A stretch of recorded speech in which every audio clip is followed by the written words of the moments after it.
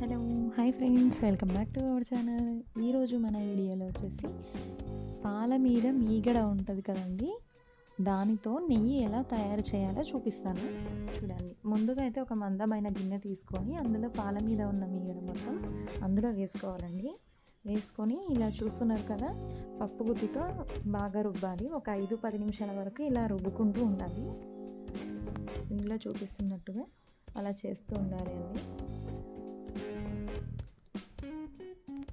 చూస్తున్నారు కదా, గట్టిగా అయిపోతుంది. ఒక 2-3 డ్రాప్స్ వాటర్ వేసుకోవాలండి. వాటర్ వేసుకొని ఇలా బాగా ఒక 2-3 టైమ్స్ మళ్ళీ ఇలా అనుకోవాలి.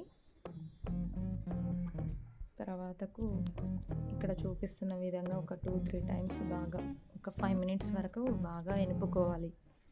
ఎనుపుకున్న తర్వాతకు మనకు ఒక 2-3 టైమ్స్ బాగా వాష్ చేసుకోవాలండి, మంచి నీళ్ళు తీసుకొని. చూస్తున్నారు కదా, నేనైతే ఇలా వాష్ చేస్తున్నాను. ఒక 2-3 టైమ్స్ వాష్ చేస్తుంది. ఎటువంటి స్మెల్ కూడా రాదండి ఇలా వాష్ చేసుకోవడం వల్ల. ఇక్కడ చూపిస్తున్న విధంగా ఇలా అనుకోవాలండి. ఇలా అనుకోవడం వల్ల ఏమవుతుందంటే అందులో ఉన్న వాటర్ అంతా బయటికి వచ్చేస్తుంది. ఆ వాటర్ అంతా మనం పడేసి మళ్ళీ స్టవ్ వెలిగించేసి ఇలా కరగబెట్టుకోవాలండి. చూస్తున్నారు కదా,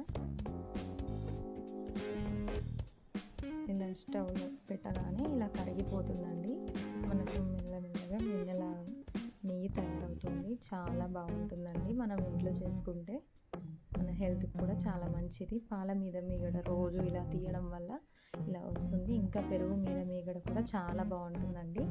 మనం ఇంట్లో చేసుకోవడం వల్ల చాలా హెల్తీగా కూడా ఉంటాము. మనం పప్పులో ఇలా ఎల్లిపాయ కారంలో ఇలా వేసుకోవడం వల్ల చాలా చాలా టేస్టీగా ఉంటుందని మనం ఇంట్లో చేసుకుంటే నెయ్యి చాలా బాగుంటుంది. చూస్తున్నారు కదా ఎలా మరుగుతుందో. కొద్ది కొద్దిగా ఒక 5-10 మినిట్స్లో నెయ్యి రెడీ అవుతుందండి. చూస్తున్నారు కదా ఎలా అయిపోయిందో.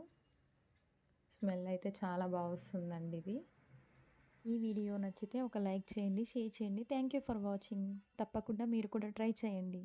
ఎలా ఉందో కామెంట్ చేయండి.